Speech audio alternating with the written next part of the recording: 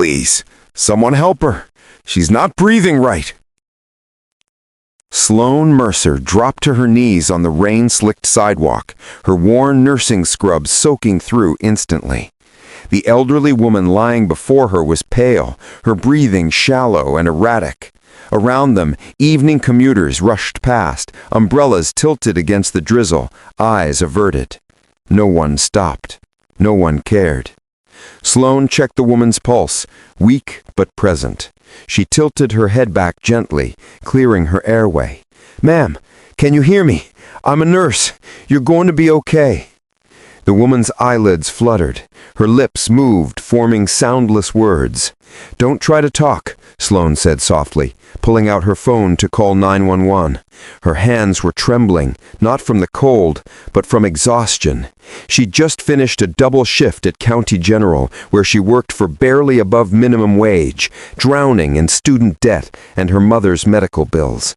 But none of that mattered right now. This woman needed help. As Sloane waited for the ambulance, she held the woman's hand, whispering reassurances. "Stay with me. Help is coming. You're not alone."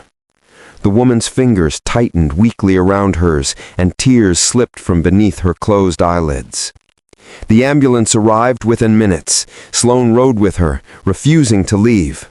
At the hospital, she stayed through the admission process, answering questions the woman couldn't, providing what comfort she could. "You did good," one of the ER doctors told Sloane. "She's stable now. Severe dehydration and a minor cardiac episode. Another hour and—" He didn't finish, but Sloane understood. "Does she have family?" Sloane asked quietly. The nurse checking the woman's chart shook her head. "No emergency contacts in her purse, just this." She held up an elegant business card. "Vivian Aldridge, philanthropist." Sloane's stomach dropped. Aldridge. That name was everywhere in the city. Hospitals, museums, scholarships. The Aldridge family was legendary wealth, old money, untouchable. And this woman was lying on a sidewalk, alone, dying while hundreds of people walked past. Sloane's throat tightened. She looked at the sleeping woman, Vivian, and saw not a billionaire, but someone's mother, someone's grandmother, a human being who'd needed help. "I'll stay until someone comes," Sloane said quietly. The nurse gave her a sympathetic look. "Your shift ended hours ago, didn't it?" "It's okay. She shouldn't wake up alone." It was near midnight when the hospital door burst open. A man in an expensive suit strode in, his face pale with panic and fury. He was perhaps 35, with sharp features and eyes that held both authority and desperation. "Mom!"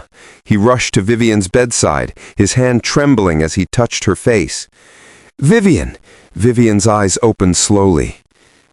"Barrett, you came." "Of course I came," he cracked. "When the hospital called, I thought—" He couldn't finish. He pressed his forehead to her hand, his shoulders shaking.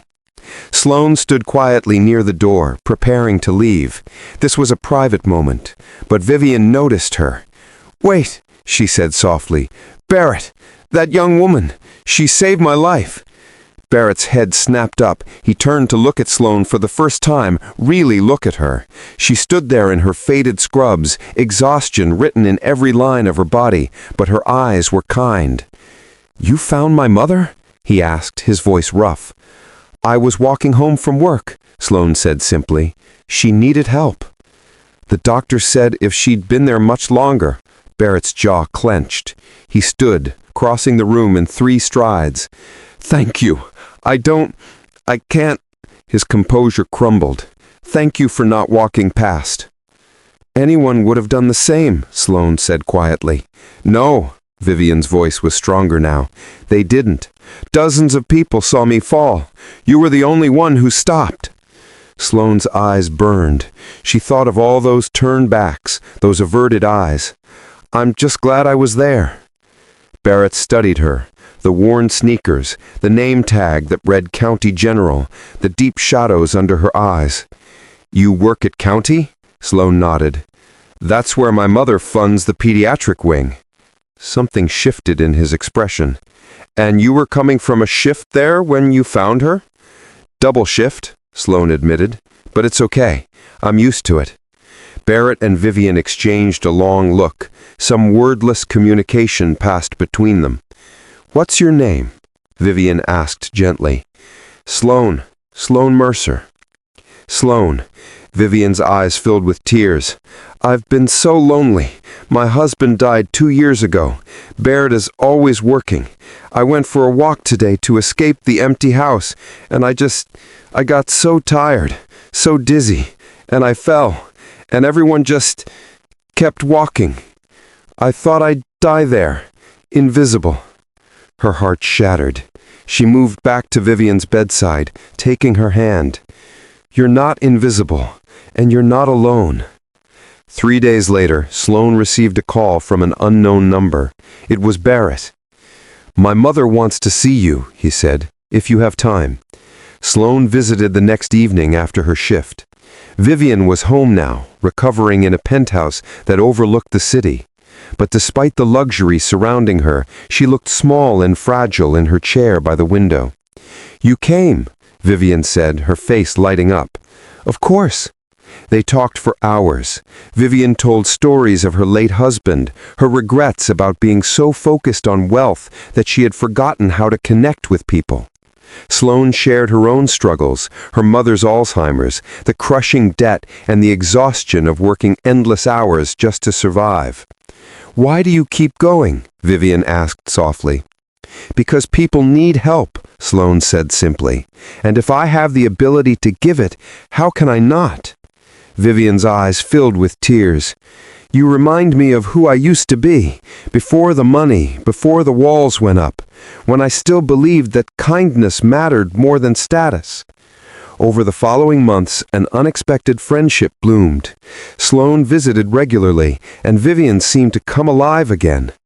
Barrett watched his mother laugh for the first time in years, saw her excitement when Sloane arrived, and he began to see Sloane herself, not just as the nurse who had saved his mother, but as someone extraordinary, someone who gave everything and asked for nothing, someone whose kindness wasn't calculated or performed, but simply who she was.